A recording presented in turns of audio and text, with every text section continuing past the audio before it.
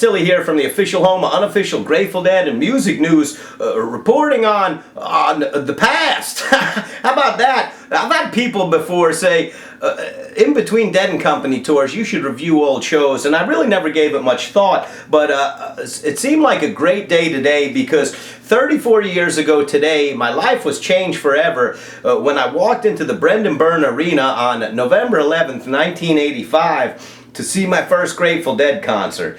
And that was a night I'll never forget. It changed the entire trajectory of my life, how I'd listen to music and experience music forever. And so really can never forget the things that happened that night. I was 15 years old. My buddy Kevin Murphy was with me. He's out there. Love you forever, Kevin. I'll never forget it. We had some seats that were upper tier and slightly to the rear. And prior to going in that night, we had ingested some little pieces of paper, and I'll never forget.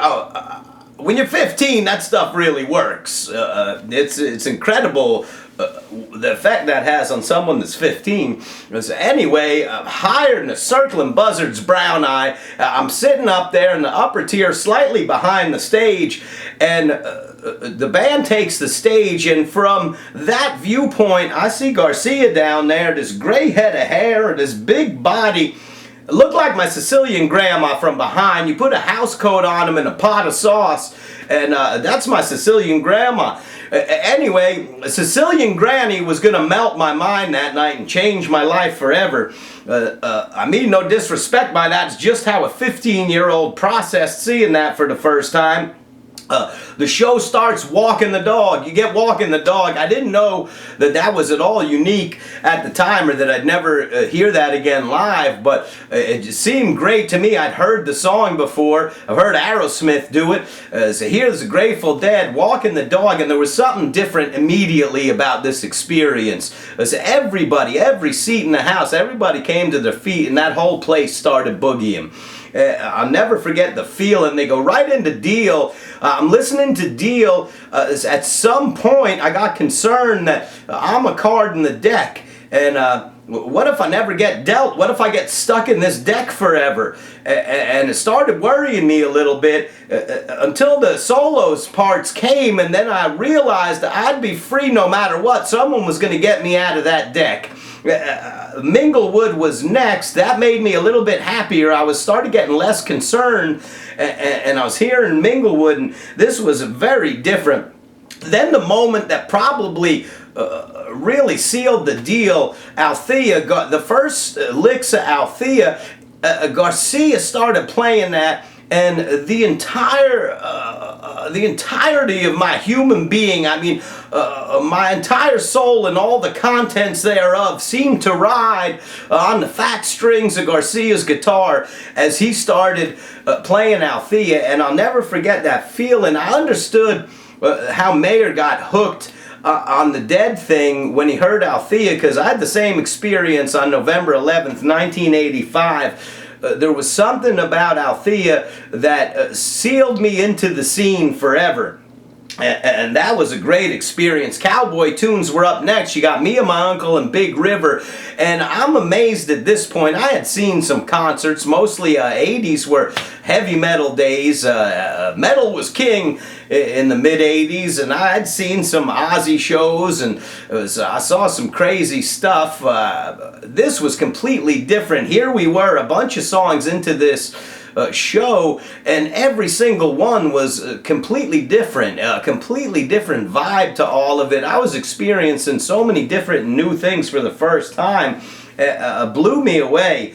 Birdsong came up next, and Birdsong, here I'm deep in the moment now, and the music has had its way with me, and the psychedelics are in full effect. There was some point in the middle of that Birdsong jam, I was convinced the whole thing was taking place inside my mother's vacuum. I was sure of it, and just blew my mind as that jam went on and started creating thoughts, forcing thoughts through me that I had no ability to comprehend their meaning, but I was seeking and searching. This was going to be a fine time. Looks like Rain was next, It seemed very different. And that was kind of intriguing to me. Donies closes the set, and we're sitting there at intermission, and we just totally got the doors blown off of us.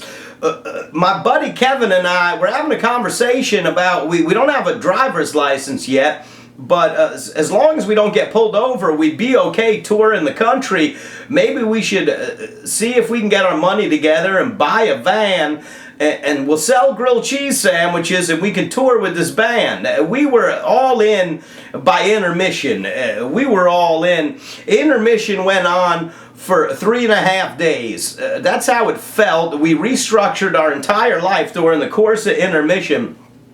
The band comes out, takes the stage again. Scarlet Fire, Estimated Eyes. Boy, if you're showing up at your first party and you get Scarlet Fire, Estimated Eyes, if you're not on the bus after that, nothing's getting you on the bus, I don't think.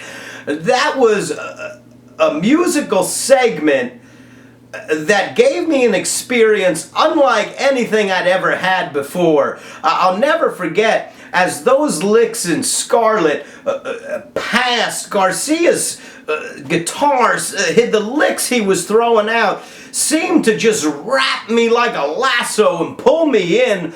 I felt the music on my teeth. It felt almost as though Garcia was playing his strings using my teeth as a pick. I could feel every note hit my teeth. Craziest thing I ever experienced, and I was on board, all in. It was estimated. We started doing that shit, I freaked the hell out. Half of me was scared, the other half of me euphoric. The marriage of those two together were so unique, I said, I need to experience this as much as humanly possible. As we got to drums, I was used to very flashy drum solos, people twirling sticks and, you know, the typical stuff you might see at a metal concert. And I'll never forget, Mickey and Billy created this sinister environment in the place, and there were times where I was so scared I almost wanted it to stop. I was in my seat. I was pushing back because I was afraid if I leaned too far forward I could fall off the face of the planet. As I was pushing myself back into my seat, taking it in, space started. During space, I quit school. I questioned why on earth people have a piece of property that they stay on forever, and what that was all about. I started wondering, so why 5 fingers? Why not 6 or 8 or 3? The thoughts that came through me were just questioning everything I knew about the world, and as my brain evolved, the questions would start to get better too. But this was just the early stages of that. From space, we got Dear Mr. Fantasy, and I got blasted by Brent's voice and that Hammond. It seemed like the Hammond had the ability to completely inflate me like a float at the Macy's Day Parade. I mean, I heard those Hammond sounds and I felt like I was being inflated like a float at a parade. Really, for the whole world to see. Going down the road feeling bad was next.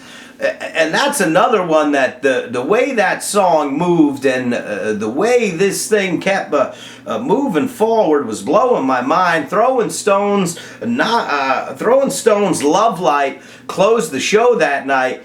And this was just a ripper, you know. So when I look back on it now, I think I didn't even get a Garcia ballad. I'm not sure what might have happened if I got a Garcia. The night before, I wish I went the night before, Comes a Time the night before. Half Step Rider, you got Comes a Time the night before. It would take me 5 years of following the Dead before I was able to see Comes a Time again on 12/27 in Oakland. But this was just some kind of time here, really. The encore was Broke Down Palace, didn't know the name of it, thought it was Rock My Soul, and my soul was sufficiently rocked at that point. This was an event that was going to change my connection to the world I lived in forever, and I'll never forget it. Really, just one of the best nights of my life when you look at the impact it's had for 34 years now, it was so much more than a kid going to a concert. It was a kid finding something that would give him a reason to think properly and think through things and understand his connection to the world around him and how music played a part in the entire experience, and how during the course of that show, a multitude of emotions, how many emotional experiences I had from the time it started till the time it ended, whether it be a sorrow or confusion or absolute ecstasy and some fear, a little scared during drums in space, and just allowed the whole world around me for me to see my connection to it, and really just a night that I'll never forget. I'm forever grateful. I walked into the Brendan Byrne Arena on 11/11/85 to transform my life forever. That was a good one. Love you.